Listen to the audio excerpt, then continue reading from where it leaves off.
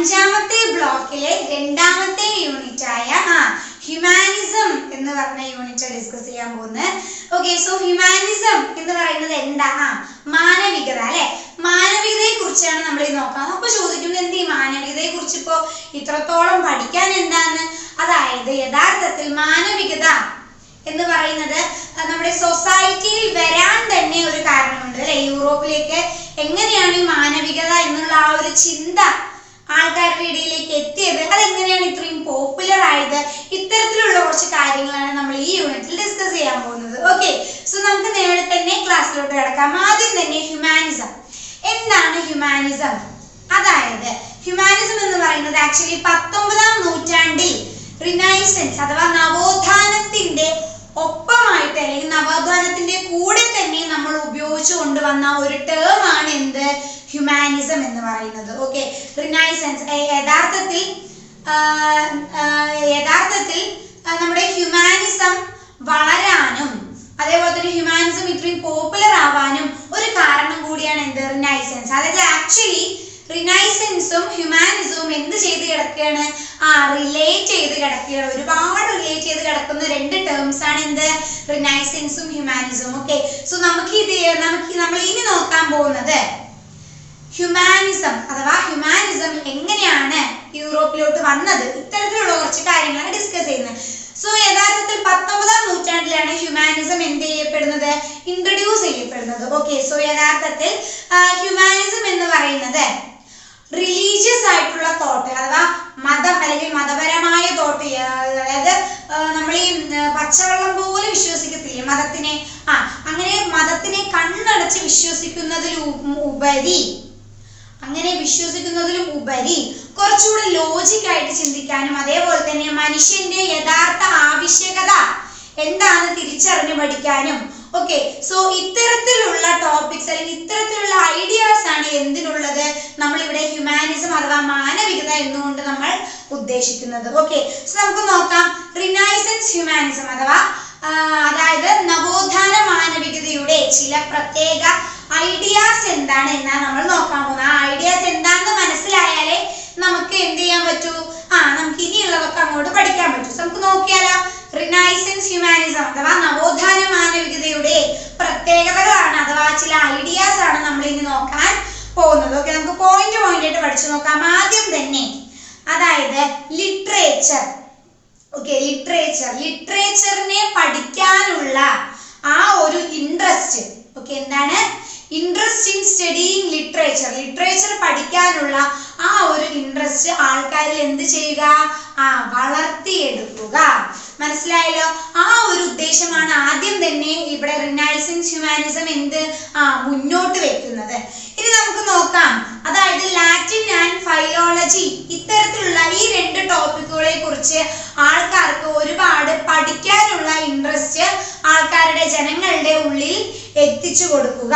അതേപോലെ തന്നെ എഡ്യൂക്കേഷൻ, വിദ്യാഭ്യാസത്തിന്റെ പവർ എന്താണെന്ന്, ഓക്കെ, വിദ്യാഭ്യാസത്തിന്റെ പവർ എന്താണെന്നും അതേപോലെ തന്നെ ഒരു മനുഷ്യന് ആവശ്യമായ മോറലായിട്ട് ആവശ്യമുള്ള കാര്യങ്ങൾ എന്താണെന്നും എന്ത് ചെയ്യുക? ജനങ്ങളിലേക്ക് മനസ്സിലാക്കി കൊടുക്കുക. അതായത് വിദ്യാഭ്യാസത്തിന്റെ ഉദ്ദേശശുദ്ധി അഥവാ വിദ്യാഭ്യാസത്തിന്റെ ഇമ്പോർട്ടൻസ് ആൾക്കാരിലേക്ക് എത്തിച്ചു കൊടുക്കുക. ഓക്കെ, ഇനി ഇതേപോലെ തന്നെ നോൺ റിലീജിയസ് സ്റ്റഡി, അതായത് മതപരം അല്ലാത്ത പഠനങ്ങൾ, ഓക്കെ, മതത്തോടനുബന്ധിച്ചല്ലാത്ത പഠനങ്ങളെ കുറിച്ച് പഠിക്കാനുള്ള, മതപരമല്ലാത്ത ബാക്കിയുള്ള പഠനങ്ങളെ കുറിച്ച് ചിന്തിക്കാനും അത്തരത്തിൽ ചിന്തിച്ചു പോകാനും അതിനെക്കുറിച്ച് പഠിക്കാനും ഉള്ള ഒരു ആഗ്രഹം ജനങ്ങളുടെ ഉള്ളിലേക്ക് വളർത്തി കൊടുക്കുക. അതേപോലെ തന്നെ വിശ്വസിക്കുക. ആരെ? പോയറ്റ്സ്, കവികളെയും അതുപോലെ തന്നെ റൈറ്റേഴ്സ്, എഴുത്തുകാരെയും അതേപോലെ തന്നെ ആർട്ടിസ്റ്റ്, ഇവരെ മൂന്ന് പേരെയും എന്ത് ചെയ്യുക? വിശ്വസിക്കുക. എന്തിനു വിശ്വസിക്കുക? ഇവര് മൂന്ന് പേരും വിചാരിച്ചാൽ അല്ലെങ്കിൽ ഇവര് മൂന്ന് പേരുടെയും കഠിന പ്രയത്നത്തിലൂടെ എന്ത് സാധിക്കും? ഹ്യൂമാനിസം അഥവാ മാനവികതയുടെ ഇമ്പോർട്ടൻസ് ജനങ്ങളിലേക്ക് എത്തിച്ചു കൊടുക്കാൻ ഇവർ മൂന്ന് പേർക്കും സാധിക്കും എന്ന് ഇവരിൽ എന്ത് ചെയ്യുക? വിശ്വസിക്കുക. മനസ്സിലായല്ലോ? ഇത് കൂടാതെ what does it mean to be a human, അതായത് മനുഷ്യനാവുക അഥവാ മനുഷ്യത്വം, അല്ലെ? മനുഷ്യനായി ജീവിക്കുന്നതിന്റെ അർത്ഥം എന്താണ് എന്നുള്ള ആ ചോദ്യത്തെ ചോദിക്കാനും ആ ചോദ്യത്തിന്റെ അർത്ഥം മനസ്സിലാക്കാനും അതേപോലെ ആ ചോദ്യത്തിന്റെ ഉത്തരം കണ്ടെത്താനുമുള്ള ഒരു താല്പര്യം ജനങ്ങളിൽ വളർത്തിക്കൊടുക്കുക. മനസ്സിലായല്ലോ? What does it mean to be a human, മനസ്സിലായല്ലോ? ഇതൊക്കെയാണ്, ഇത്രയും കാര്യങ്ങളാണ് യഥാർത്ഥത്തിൽ റിനൈസൻസ് ഹ്യൂമാനിസം അതായത് നവോത്ഥാന മാനവികതയുടെ പ്രധാന ഉദ്ദേശങ്ങൾ എന്ന് പറയുന്നത് ഇതൊക്കെയാണ്. മനസ്സിലായല്ലോ? ഇനി നമുക്ക് നോക്കാം ഈ ഒരു ഹ്യൂമാനിസത്തിനെ പിന്തുടർന്നു കൊണ്ടിരുന്ന ഹ്യൂമാനിസത്തിനെ സപ്പോർട്ട് ചെയ്യുന്ന കുറച്ച് ആൾക്കാരുണ്ടാവുമല്ലോ, കുറച്ച് ഫേമസ് ആയിട്ടുള്ള കുറച്ച് റിഫോമേഴ്സ് ഉണ്ടാവുമല്ലോ, അല്ലെ? അവരാരൊക്കെയാണെന്ന് നമുക്ക് നോക്കാൻ പോകുന്നത്. യഥാർത്ഥത്തിൽ ഹ്യൂമാനിസത്തിനെ ഏറ്റവും കൂടുതൽ സപ്പോർട്ട് ചെയ്ത അല്ലെങ്കിൽ ഹ്യൂമാനിസത്തിന്റെ പേരിൽ ഒരുപാട് കോൺട്രിബ്യൂട്ട് ചെയ്ത ആൾക്കാരെ കുറിച്ചാണ് നമ്മൾ നോക്കാൻ പോകുന്നത്. അതിൽ ഒന്നാമതായി നിൽക്കുന്ന ആളാണ് ഡാന്റേ. പേര് കേട്ടിട്ടുണ്ടാവും, തീർച്ചയായിട്ടും കേട്ടിട്ടുണ്ടാവും. അതായത് 10ാം ക്ലാസ്സിലെ സോഷ്യൽ ടെക്സ്റ്റ് ബുക്കുകളിൽ നമ്മൾ ഇവരുടെ പേരൊക്കെ കേട്ട് നമുക്ക് പരിചയമുണ്ടാവും. ആരാന്ന് നമുക്ക് അറിയാൻ കഴിയില്ല, പക്ഷെ എന്താ പേരൊക്കെ കേട്ട് പരിചയമുണ്ടാവും. ആദ്യം തന്നെ ആരാണ്? ഡാന്റേ. രണ്ടാമത്തെ ആളാരാണ്? പെട്രാർക്ക്, അല്ലെ? പെട്രാർക്ക് നമുക്കറിയാം, അല്ലെ? ഒരുപാട് പെട്രാർക്കിയൻ സോണറ്റുകളൊക്കെ ഉണ്ട് എന്നൊക്കെ നമ്മൾ ലിറ്ററേച്ചറിൽ പഠിച്ചിട്ടുണ്ടായിരുന്നു.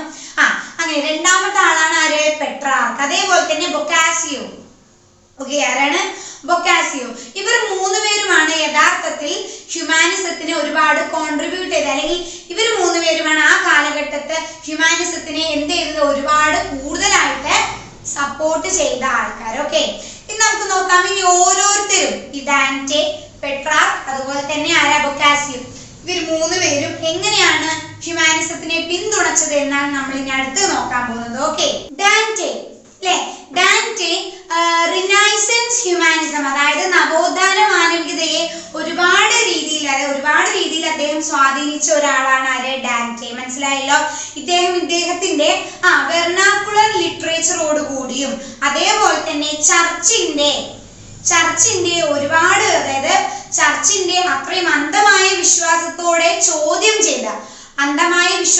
ചോദ്യം ചെയ്ത ഒരു വ്യക്തി കൂടിയാണ് ആര്? ഡാന്റേ. ഇദ്ദേഹത്തിന്റെ വെർണാക്കുലർ ലിറ്ററേച്ചറോട് കൂടിയാണ് ഇദ്ദേഹം എന്ത് ചെയ്തത്? ഈ ഹ്യൂമാനിസം അതായത് റിനൈസൻസ് ഹ്യൂമാനിസത്തെ ഇദ്ദേഹം സപ്പോർട്ട് ചെയ്തത്. നമുക്ക് നോക്കാം. ഇദ്ദേഹത്തിന്റെ ഒരു പ്രധാനപ്പെട്ട വർക്ക് ഉണ്ട്, അല്ലെ? ഏതാണ് ആ വർക്ക്? എല്ലാവർക്കും അറിയാം, അല്ലെ? Divine comedy. ഏതാണ്?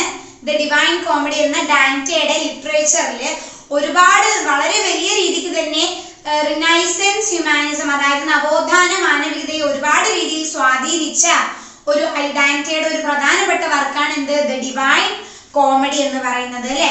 അതായത് ഇതിലോടുകൂടി തന്നെ ഡിവൈൻ കോമഡി വന്നതിലൂടെ തന്നെ ഞാൻ പറഞ്ഞു റിനൈസൻസ് ഹ്യൂമാനിസം ഇതിൽ ഇൻക്ലൂഡ് ആയതോടെ തന്നെ ആൾക്കാരിലേക്ക് എന്ത് സാധിക്കാൻ, അതായത് റിനൈസൻസിന്റെ നവോത്ഥാനത്തിന്റെയും ഒരേപോലെ തന്നെ ഹ്യൂമാനിസത്തിന്റെയും വിത്ത് വാങ്ങാൻ എന്തിനു സാധിച്ചു? ഡാന്റേയുടെ ഈ ഡിവൈൻ കോമഡിക്ക് സാധിച്ചു. മനസ്സിലായല്ലോ? ഈ ഡിവൈൻ കോമഡിയുടെ തീം എന്താന്ന് നോക്കുമ്പോൾ, അതായത് എന്താണ് ഇവിടെ ഉദ്ദേശിക്കുന്നത് എന്ന് നോക്കുമ്പോൾ, അതായത്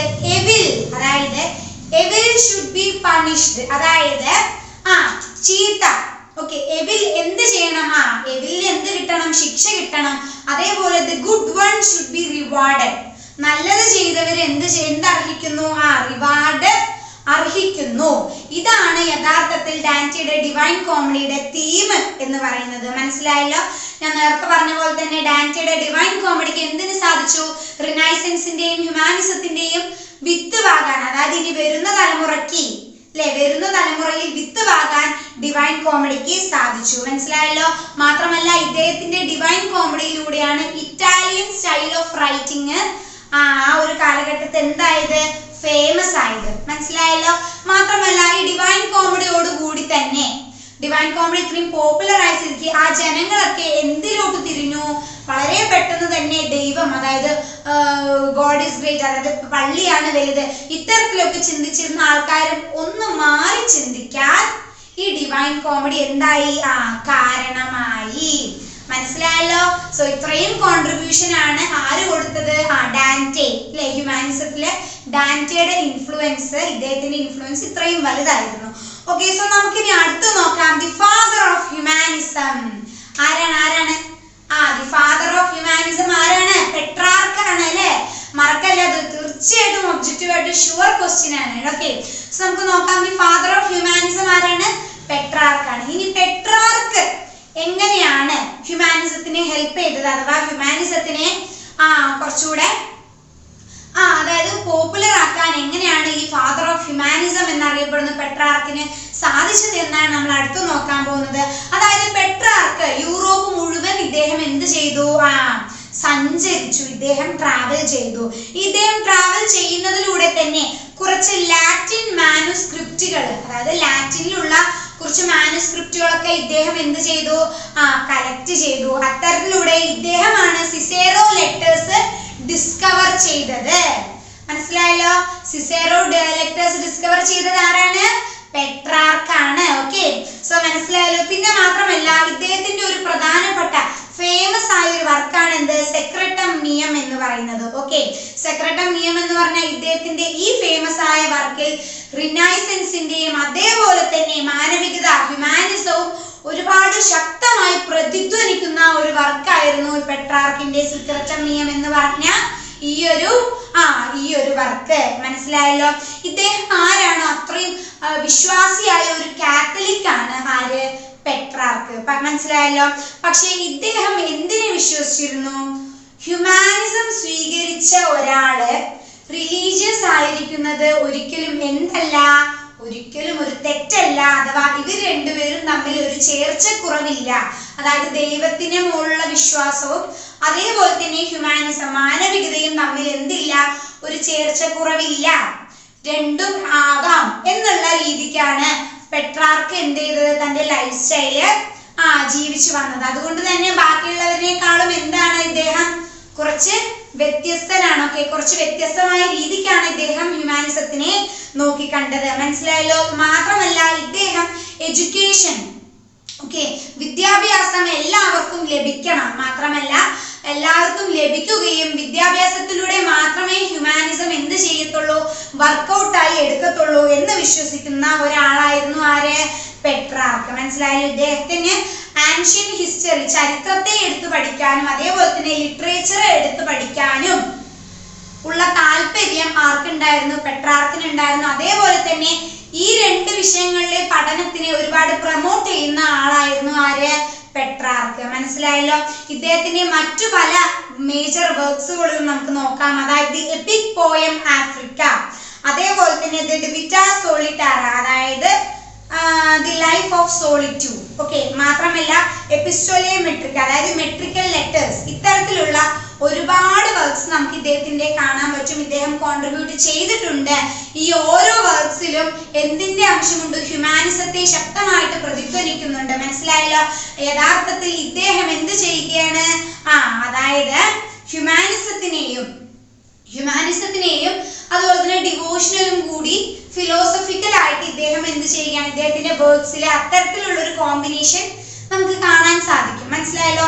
ഇനി മറ്റൊരു കാര്യം പറയാം. പെട്രാർക്കിന്റെ എല്ലാ പോയംസിലും, പെട്രാർക്കിന്റെ അദ്ദേഹത്തിന്റെ എല്ലാ പോയംസിലും എന്താണ്? ലോറ എന്ന് പേരുള്ള ഒരു സ്ത്രീയെ ഇദ്ദേഹം എന്ത് ചെയ്യുന്നുണ്ട്?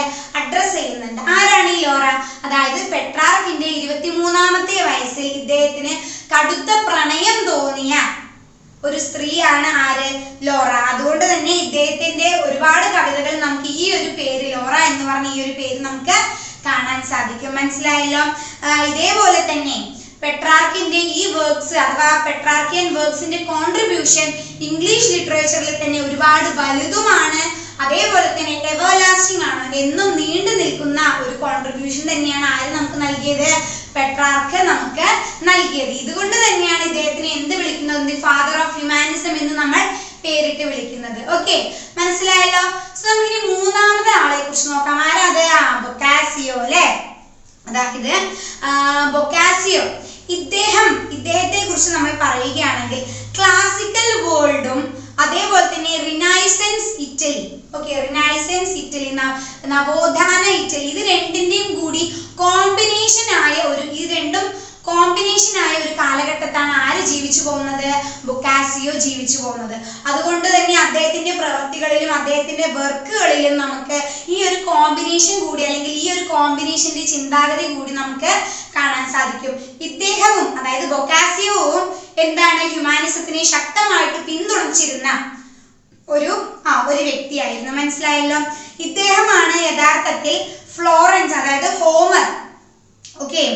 ഹോമറിന്റെ ചില വർക്ക്സുകളൊക്കെ, ഹോമറിന്റെ ചില പ്രധാനപ്പെട്ട ഫേമസ് ആയി നമ്മൾ ഇന്നും കണ്ടുകൊണ്ടിരിക്കുന്ന കുറച്ച് പ്രധാന വർക്ക്സുകളൊക്കെ ഇദ്ദേഹമാണ് എന്ത് ചെയ്തത്? ഫ്ലോറൻസില് എന്ത് ചെയ്തത്? പോപ്പുലർ ആക്കിയത്. മനസ്സിലായല്ലോ. അങ്ങനെ പോപ്പുലർ ആക്കിക്കൊണ്ടാണ് ഇദ്ദേഹം എന്ത് ചെയ്തത്? He paved the way for humanism. മനസ്സിലായല്ലോ. ഹ്യൂമാനിസം, മാനവികതയ്ക്ക് ഇദ്ദേഹം ഒരു വഴി ഒരുക്കി കൊടുത്തു. മനസ്സിലായല്ലോ. ഇദ്ദേഹത്തിന്റെ ഒരു മാസ്റ്റർ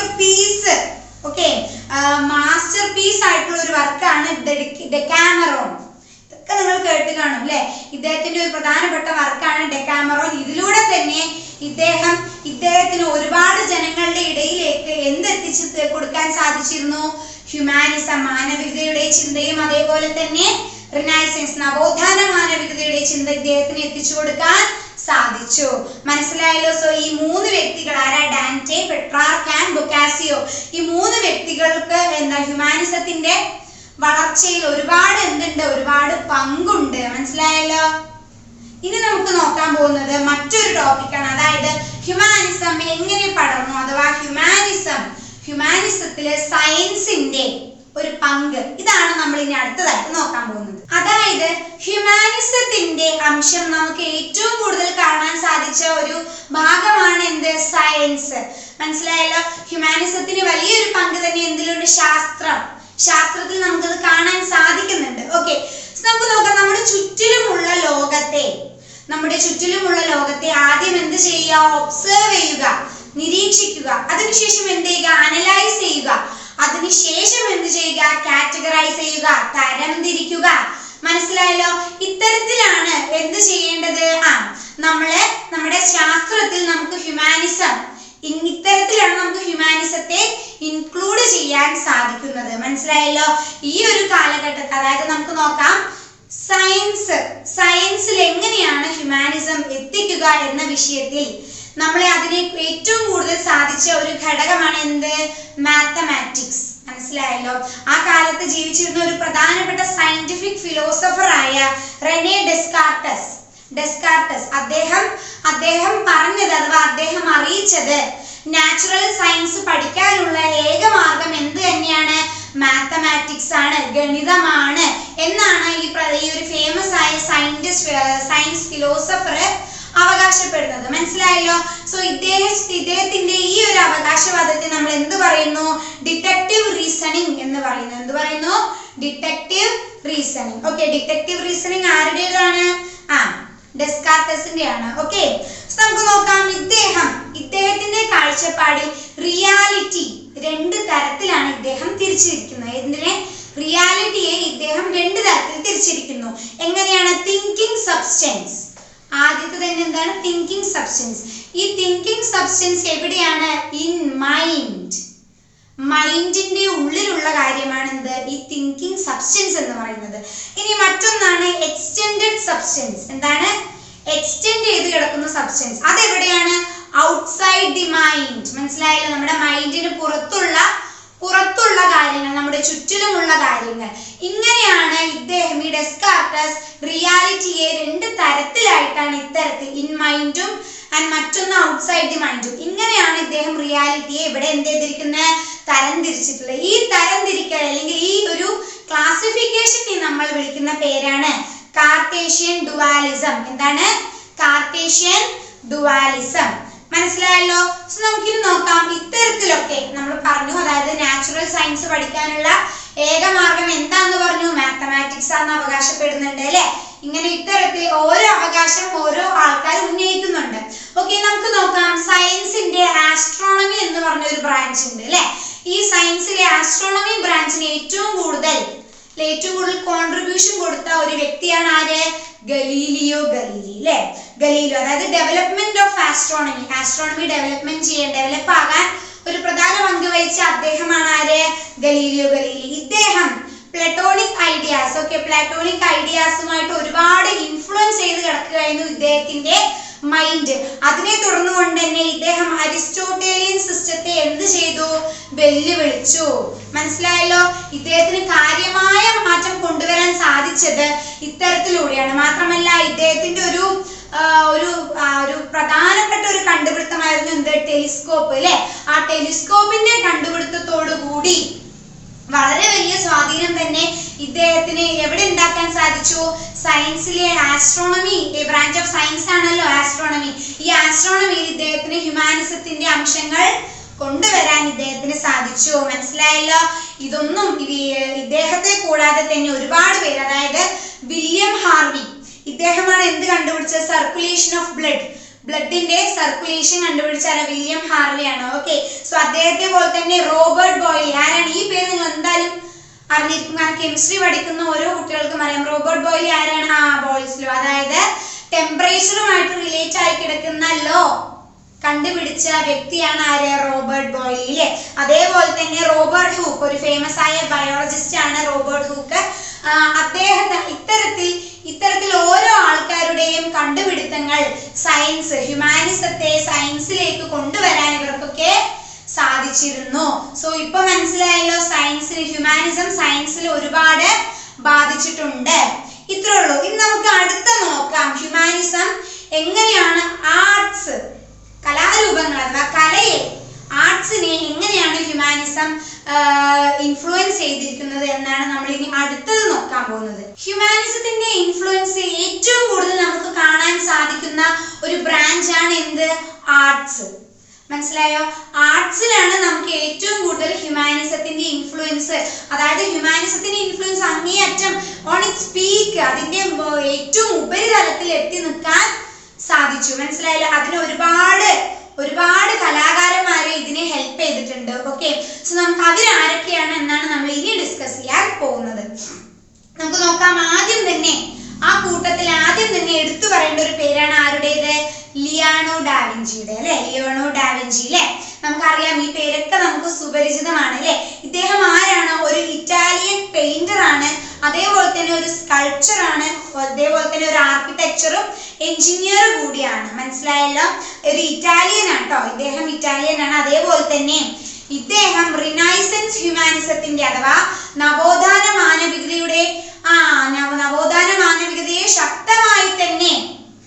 ശക്തമായി തന്നെ ഫോളോ ചെയ്യുന്ന ഒരു വ്യക്തി കൂടിയാണ് ആര്? ലിയോണോ ഡാവിഞ്ചി അല്ലെ. അദ്ദേഹത്തിന്റെ ചില വർക്കുകളിൽ, ചില ആർട്സിൽ നമുക്ക് ഈ ഹ്യൂമാനിസത്തിന്റെ ഇൻഫ്ലുവൻസ് കാണാം. ഒരു ചെറിയ എക്സാമ്പിൾ അറിയാം. അതായത് ലാസ്റ്റ് സപ്പർ, അതായത് 1495 അഥവാ 98 ഇടയിൽ അദ്ദേഹം സൃഷ്ടിച്ച ലാസ്റ്റ് സപ്പർ എന്ന് പറഞ്ഞ ആ ഒരു പെയിന്റിങ്ങിലും, അതേപോലെ തന്നെ 1503 മുതൽ 1519 വരെ നീണ്ടുനിന്ന മൊണാലിസ എന്ന് പറഞ്ഞ ആ ഒരു പെയിന്റിങ്ങിലും നമുക്ക് ഹ്യൂമാനിസത്തിന്റെ വളരെ വലിയൊരു ഇൻഫ്ലുവൻസ് തന്നെ കാണാൻ സാധിക്കും. ഇത് നിങ്ങൾ യഥാർത്ഥത്തിൽ ശ്രദ്ധിച്ചു നോക്കണം. കാരണം ഓരോ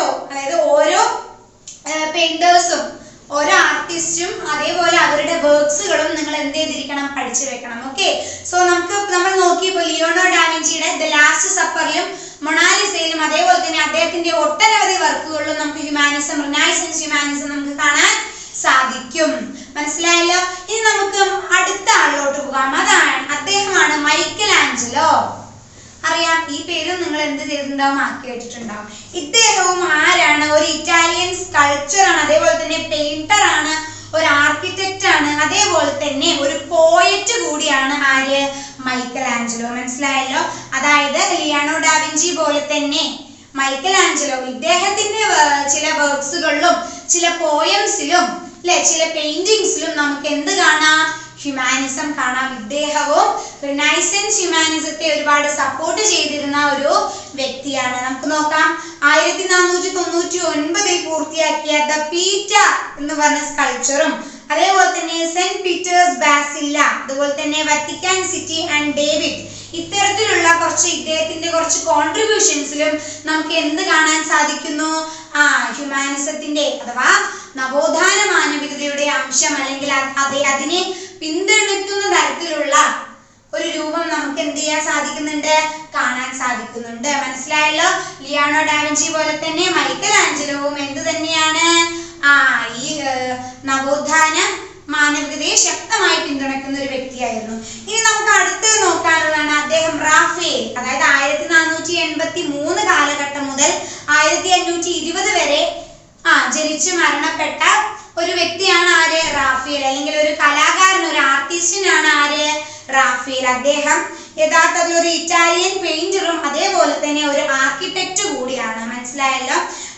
ഇദ്ദേഹം യഥാർത്ഥത്തിൽ ദി സ്കൂൾ ഓഫ് ഏതൻസ് 1508 മുതൽ 11 വരെ നീണ്ടു നിന്ന ദി സ്കൂൾ ഓഫ് ഏതൻസ് എന്ന പേരുള്ള ഇദ്ദേഹത്തിന്റെ വർക്കില് നമുക്ക് ഹ്യൂമാനിസത്തിന്റെ വളരെ വലിയൊരു പങ്ക് തന്നെ നമുക്ക് അവിടെ കാണാൻ സാധിക്കുന്നു. അതേപോലെ തന്നെ ഇദ്ദേഹത്തിന്റെ ദി പെയിന്റിങ്സ് ഓഫ് മെഡോനാസ്, അതായത് ഇദ്ദേഹത്തിന്റെ ഒരുപാട് പെയിന്റിങ്സുകളുണ്ട്.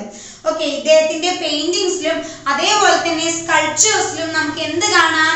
ഹ്യൂമാനിസം എന്താണ്, അഥവാ ഹ്യൂമാനിസത്തിന്റെ യഥാർത്ഥ അർത്ഥം നമുക്ക് അതിൽ എന്ത് ചെയ്യുന്നുണ്ടായിരുന്നു? പ്രതിധ്വനിക്കുന്നുണ്ടായിരുന്നു.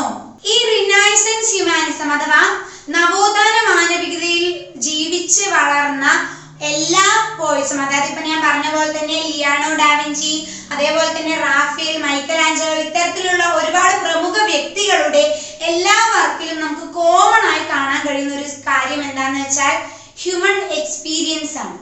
മനസ്സിലായി? ഈ വ്യക്തികളുടെ ഓരോ പെയിന്റിങ്ങിലും ഇവരുടെ ഓരോ സ്കൾപ്ചേഴ്സിലും നമുക്ക് എന്ത് കാണാം? Human experience. അത് നമുക്ക് വ്യക്തമായിട്ട് തന്നെ കാണാൻ സാധിക്കും. Even if it is a religious sculpture, okay, religious മതപരമായി റിലേറ്റ് ചെയ്യുന്ന ഒരു സ്കൾപ്ചർ അല്ലെങ്കിൽ ഒരു പെയിന്റിംഗ് ആണെങ്കിൽ പോലും അതിലടക്കം നമുക്ക് എന്ത് കാണാൻ സാധിക്കുന്നു? ഒരു ഹ്യൂമൻ എക്സ്പീരിയൻസ്, അല്ലേ? ഒരു ഹ്യൂമൻ എക്സ്പീരിയൻസ് നമുക്ക് അതിൽ കാണാൻ സാധിക്കുന്നു. ഇത് തന്നെയാണ് ഏറ്റവും വലിയ, അതായത് റിനൈസൻസിന്റെയും ഹ്യൂമാനിസത്തിന്റെയും ഒരു അംശം എന്ന് പറയുന്നത്. ഇത് തന്നെ വളരെ വലിയൊരു തെളിവാണ്. മനസ്സിലായല്ലോ? സോ ഇങ്ങനെയാണ്, ഇത്തരത്തിലാണ് ഹ്യൂമാനിസം അഥവാ റിനൈസൻസ് ഹ്യൂമാനിസം, നവോത്ഥാന മാനവികത ആർട്സിനെ, ഓക്കെ, അന്നത്തെ കാലത്ത് ആർട്സിനെ ഇത്തരത്തിലാണ് ഇൻഫ്ലുവൻസ് ചെയ്തത്. നമുക്ക് നോക്കാം ഇനി അതായത് ഹ്യൂമാനിസം ഫിലോസഫിയിലൂടെ എന്ത് ചെയ്തിട്ടുണ്ട്? ഇൻഫ്ലുവൻസ് ചെയ്തിട്ടുണ്ട്. ഫിലോസഫിയിലും ഇൻഫ്ലുവൻസ്, വളരെ വലിയ ഇൻഫ്ലുവൻസ് ചെയ്തിട്ടുണ്ട്. ഓക്കെ, ഫിലോസഫിയിൽ ഹ്യൂമാനിസത്തിന്റെ ഇൻഫ്ലുവൻസ് ഉണ്ടാവാനുള്ള പ്രധാന കാരണങ്ങളിൽ 1-2 ഏത്? അതായത് നമ്മുടെ ഗ്രീക്ക് പ്രൊസീജിയേഴ്സ് വ്യക്തമായി തന്നെ ഈ ഫിലോസഫിയിൽ പ്രതിധ്വനിക്കുന്നുണ്ടായിരുന്നു. മനസ്സിലായല്ലോ? അതോടൊപ്പം തന്നെ ഹ്യൂമാനിസത്തിനെ പ്രൊമോട്ട് ചെയ്യാൻ ഒരുപാട് ആൾക്കാർ സഹായിച്ചിട്ടുണ്ടായിരുന്നു. അവരൊക്കെയാണ് അരിസ്റ്റോട്ടിലും അതേപോലെ തന്നെ സെന്റ് തോമസ് അക്വിനാസ്. അരിസ്റ്റോട്ടിൽ അതേപോലെ തന്നെ സെന്റ് തോമസ് അക്വിനാസ്, ഇവരുടെ എല്ലാവരുടെയും കോൺട്രിബ്യൂഷനും നമുക്ക് ഫിലോസഫിയിൽ വ്യക്തമായിട്ട് കാണാമായിരുന്നു. ഇവരുടെ കൂട്ടത്തിൽ നിന്നും എടുത്തു പറയേണ്ട ഒരു പേരാണ് നിക്കോളോ മാക്കിയവെല്ലി. ഓക്കെ, ഇദ്ദേഹത്തിന്റെ ദ പ്രിൻസ് എന്ന് പറഞ്ഞൊരു വർക്കുണ്ട്. ഈ വർക്കോട് കൂടി മുഴുവനായിട്ടും ഹ്യൂമാനിസം നമുക്ക് എന്തിൽ വ്യക്തമായി തീർന്നു? ഫിലോസഫിയിലും വ്യക്തമായി തീർന്നു. മനസ്സിലായല്ലോ? സോ ഇപ്പൊ മനസ്സിലായോ നിങ്ങൾക്ക് യഥാർത്ഥത്തിൽ നവോത്ഥാന മാനവികതയുടെ ഇമ്പോർട്ടൻസ്? ഓക്കെ, ഇത്തരത്തിലാണ് നമുക്കിടയിൽ അല്ലെങ്കിൽ ജനങ്ങൾക്കിടയിൽ എന്ത് കടന്നു വന്നത്? ഹ്യൂമാനിസം എന്നുള്ള ഒരു ടോപ്പിക് കടന്നു വന്നത്. മനസ്സിലായല്ലോ? നമ്മളിപ്പോ ഇത്രയും കാര്യങ്ങൾ പഠിച്ചു, ഓരോ ആൾക്കാരും അവരുടെ വർക്ക്സുകളെ കുറിച്ച് പഠിച്ചു, അവർക്കൊക്കെ ഈ കാലഘട്ടത്തിലുള്ള ഇമ്പോർട്ടൻസിനെ കുറിച്ച് എല്ലാം തന്നെ നമ്മൾ പഠിച്ചു, അല്ലേ? സോ ഇത്രയേ ഉള്ളൂ ഈ യൂണിറ്റിൽ. നമുക്ക് ഞാൻ പറഞ്ഞൊക്കെ നിങ്ങൾക്ക് മനസ്സിലായെന്ന് വിശ്വസിക്കുന്നു. നിങ്ങൾ ഇനി SLM ഒന്നെടുത്ത് വായിച്ചു നോക്കുക. ഓക്കെ, സോ നമുക്ക് ഇനി അടുത്തൊരു യൂണിറ്റ്